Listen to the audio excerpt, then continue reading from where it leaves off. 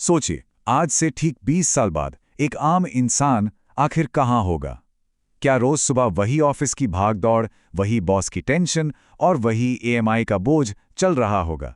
या फिर किसी आरामदेह बालकनी में चाय पीते हुए ऐसी जिंदगी जहां पैसा अपने आप काम कर रहा हो? देखिए, सच्चाई यह है कि अगर इस आर्थिक चक्कर को, जिसे हम रैट रेस कहते हैं, नहीं तोड़ा गया, तो ज्यादातर लोग ठीक वही रह जाते हैं जहां से उन्होंने शुरुआत की थी। तो आज के इस विश्लेषण में हम एक ऐसे ठोस, एक्शनेबल ब्लूप्रिंट की चर्चा करने वाले हैं जो आमतौर पर किसी स्कूल या कॉलेज में कभी नहीं सिखाया जाता। यह है 20 साल में आर्थिक आज़ादी यानी फाइनेंशियल इंडिपेंडेंस हासिल करने का एक मैकियावेलियन तरीका। और हाँ, ये पूरी तरह से स्ट्रक्चर्ड और सही एसेट्स बनाने पर आधारित है, हवाई बातें बिल्कुल नहीं है। चलिए जल्दी से देखते हैं इस पूरे ढिंचे को। सबसे पहले बात करेंगे द रैट रेस ट्रैप की, फिर एसेट्स वर्सेस लायबिलिटीज, तीसरा होगा मैकियावेलियन स्ट्रैटेजी, चौथा हमारा main focus the sixth asset portfolio, उसके बाद 20 साल का रोड मैप और अंत में सबसे जरूरी माइंडसेट शिफ्ट्स। तो शुरुआत करते हैं पहले हिस्से से, द रैट रेस ट्रैप। ये समझना सच में बहुत ज़रूरी है कि आखिर एक आम प्रोफेशनल जिस जाल में फंसा होता है वो प्रगति का मात्र एक भ्रम क्यों है। देखिए, रैट रेस का चक्कर ना कुछ इस तरह चलता है। एक इंसान की सैलरी थोड़ी सी बढ़ती है तो तुरंत उसकी लाइफस्टाइल भी एक्सपेंड हो जाती है। बड़ा फ्लैट चाहिए, नई गाड़ी, महंगा फ़ोन। इस लाइफस्टाइल इन्फ्लेशन से खर्चे इतनी तेज़ी से बढ़ते हैं कि सेविंग्स वापस बिल्कुल ज़ीरो पर पहुंच जाती है। नतीजा ये होता है कि कभी ठीक से इन्वेस्ट करने का मौका ही नहीं मिलता और सारी ज़िंदगी लिटरली बस बिल भरने के लिए काम करते रहना पड़ता है। लोग कितनी भी तेज़ दौड़ें, वो आर्थिक रूप से उसी जगह पर रुके रहते हैं, एकदम ट्रेडमिल की तरह। अब आते हैं दूसरे और सबसे क्रूशियल हिस्से पर, एसेट्स बनाम लायबिलिटीज। अमीरी और मिडिल क्लास के नजरिए में आखिर यही वो सबसे बड़ा फैसला है जो सब कुछ तय करता है। रॉबर्ट कियोसाकी का एक बड़ा ही सीधा सा नियम है जो इस कॉन्सेप्ट को ब्रिलियंटली क्लियर करता है। लायबिलिटी वो चीज है जो जेब से पैसा बाहर निकालती है, जैसे महंगी गाड़ियों की ईएमआई, किराए का घर या मोबाइल फोन का लोन। वहीं दूसरी तरफ एसेट वो है जो जेब में पैसा डालता है, stocks, mutual funds, real estate और खुद का बिजनेस। एसेट्स हैं। असली वेल्थ तभी बनती है जब जेब में पैसा लाने वाले एसेट्स जमा किए जाएं, ना कि पैसा चूसने वाली लायबिलिटीज। बढ़ते हैं तीसरे हिस्से की तरफ, मैकियावेलियन वेल्थ स्ट्रैटेजी। ये दार्शनिक पहलू 15वीं शताब्दी के सिद्धांतों पर आधारित है, जहां सिर्फ मेहनत नहीं बल्कि सही जगह पर पोजीशन लेना ज्यादा मायने रखता है। महान विचारक निकोलो मैकियावेली का मानना था, शक्ति उन्हीं को मिलती है जो खुद को सही पोजीशन में रखते हैं। वेल्थ बिल्डिंग में भी एग्जैक्टली यही नियम स्थिति तय करता है। एक आईटी प्रोफेशनल जो दिन में 15 घंटे मेहनत करता है, जरूरी नहीं कि वो अमीर बने। असली गेम वो जीतता है जो अपने पैसे को सही जगह और सही वक्त पर पोजीशन करता है। पोजीशनिंग ही सब कुछ है। इस मैकियावेलियन स्ट्रैटेजी के 5 मुख्य नियम हैं। पहला, इनविजिबिलिटी। असली अमीरी दिखावा नहीं करती, वो शांति से बनती है। दूसरा, पैसे को बैंक में सड़ने नहीं देना चाहिए, उसे काम पे लगाना यानी डिप्लॉय करना जरूरी है। तीसरा, आमदनी के एक से ज्यादा स्रोत होने चाहिए। चौथा, ऐसी स्किल सीखनी चाहिए जो दुनिया में रेयर हों। और 5वां नियम, जल्दी शुरुआत करनी चाहिए क्योंकि समय ही सबसे बड़ी ताकत है। सही पोजीशन लेना किसी भी मेहनत से बड़ा हथियार है।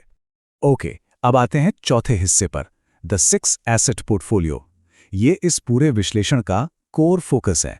एक आर्थिक किला यानी फाइनेंशियल फोर्ट्रेस बनाने के लिए इन 6 स्पेसिफिक बिल्डिंग ब्लॉक्स की जरूरत होती है। ध्यान दीजिए, इस पोर्टफोलियो का पहला ब्लॉक कोई इन्वेस्टमेंट नहीं बल्कि एक सुरक्षा कवच है। इसे कहते हैं इमरजेंसी फंड। ये एक ऐसी लिक्विड जगह है जहां 3 से 6 महीने के खर्चे हर वक्त जमा होने चाहिए। अगर अचानक मार्केट क्रैश होता है या कोई आफत आती है तो यही सेफ्टी नेट बाकी पूरे पोर्टफोलियो को बर्बाद होने से बचाता है। ये फाउंडेशन है। दूसरा ब्लॉक है इक्विटी, जैसे निफ्टी 50 इंडेक्स फंड्स, जो वेल्थ बनाने का सबसे बड़ा इंजन माना जाता है। इसमें आखिर कितना डालना है? इसका एक बड़ा ही सीधा फॉर्मूला है, 100 माइनस एज। अगर किसी की उम्र 24 साल है तो सीधा सीधा पोर्टफोलियो का 76% हिस्सा इक्विटी में होना चाहिए। यही वो ब्लॉक है जो लंबे समय में वेल्थ को तेजी से मल्टीप्लाई करता है। तीसरा ब्लॉक है रियल एस्टेट। लेकिन एक मिनट, यहां संभलना होगा। हर प्रॉपर्टी एसेट नहीं होती। गुड रियल एस्टेट सिर्फ वो है जो हाई ग्रोथ एरिया में हो, जहां से लगातार रेंटल इनकम आती हो और ईएमआई का बोझ कम से कम हो। अगर प्रॉपर्टी से कोई किराया नहीं आ रहा और उल्टा जेब से भारी ईएमआई भरनी पड़ रही है, तो दोस्त वो बैड रियल एस्टेट बन जाती है। वो एसेट नहीं, सिर्फ एक बोझ है। अब देखिए चौथे और पांचवें ब्लॉक्स, क्रिप्टो और गोल्ड। ये दोनों एसेट्स हाईली वॉलेटाइल होते हैं, यानी इनके दाम बहुत तेजी से ऊपर नीचे होते हैं। इसलिए इनकी लिमिट स्ट्रिक्टली 5 से 10% तक ही रखनी चाहिए, जबकि बाकी का 80% हिस्सा उन कोर इन्वेस्टमेंट्स में महदूद होना चाहिए। बैलेंस बहुत जरूरी है। छठा और आखिरी ब्लॉक, ये वो एसेट क्लास है जिसे लोग सबसे ज्यादा नजरअंदाज कर देते हैं। इनकम जनरेटिंग एसेट्स, जैसे कि कोई डिजिटल प्रोडक्ट बनाना, फ्रीलांस स्किल सीखना या कंटेंट क्रिएट करना। ये ऐसे एसेट्स हैं जो मार्केट क्रैश होने पर भी लगातार कैश फ्लो देते रहते हैं। एक ऐसी प्रोप्राइटरी एसेट खुद बनाने से पोर्टफोलियो को कमाल का लचीलापन और ताकत मिलती है। चलिए आगे बढ़ते हैं सेक्शन 5 पर, 20 इयर्स का रोड मैप। अब तक जो प्लान हमने देखा, उस 6 एसेट प्लान को आने वाले 20 सालों में ग्राउंड पर एक्चुअली एग्जीक्यूट कैसे करना है, आइए उस टाइमलाइन को समझते हैं। ये पूरा सफर 4 महत्वपूर्ण फेजेस में बांटा गया है। पहले 3 साल होते हैं फाउंडेशन फेज, जहां इमरजेंसी फंड बनाना और इनकम का 30 से 40% हिस्सा निवेश करना शुरू किया जाता है। फिर आता है एक्यूमुलेशन और एक्सेलरेशन फेज, जहां 9वें से 15वें साल के बीच कंपाउंडिंग का असली जादू और पोर्टफोलियो का एक्सपोनेंशियल आकार दिखना शुरू होता है। और आखिरी फेज है फ्रीडम।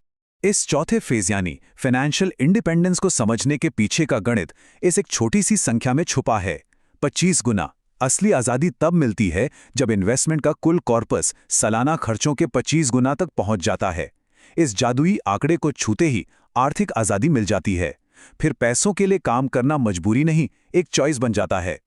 और अब आखिरी पर शायद सबसे जरूरी सेक्शन, माइंडसेट में बदलाव। क्योंकि टेक्निकल प्लान कितना भी अच्छा हो, अगर दिमाग सही जगह नहीं है तो वेल्थ बिल्डिंग के इस लंबा सफर में फंसने का डर हमेशा रहता है। इस 20 साल के मास्टर प्लान को पूरी तरह बर्बाद करने वाली 6 आम गलतियां होती हैं, जैसे निवेश शुरू करने के लिए और ज्यादा कमाने का इंतजार करना, उन अफवाहों वाले हॉट स्टॉक टिप्स के पीछे भागना, या सबसे बड़ी गलती, पैसे को सिर्फ सेविंग्स अकाउंट में छोड़ देना, जहां महंगाई यानी इन्फ्लेशन उसे धीरे धीरे खा जाता है। उसके अलावा दूसरों से तुलना करना और पोर्टफोलियो में डाइवर्सिफिकेशन ना रखना, ये सबसे बड़े वेल्थ किलर्स हैं। मैकियावेली के दर्शन को अगर हम फाइनेंशियल रूप में देखें तो एक बहुत गहरी बात निकल कर आती है। अगर अनुशासित और आरामदेह दोनों नहीं हुआ जा सकता, तो आरामदेह होने से बेहतर अनुशासित होना है। ये डिलेड ग्रैटिफिकेशन की असली ताकत है। शुरुआती सालों में लिए गए अनुशासित और थोड़े अनकंफर्टेबल फैसले ही आगे की पूरी जिंदगी को बेहद आरामदेह बना देते हैं। ये एक ऐसा ट्रेड ऑफ है जो करना ही पड़ता है। तो चलिए माइंडसेट में सबसे पहला शिफ्ट लाते हैं, दी एसेट माइंडसेट।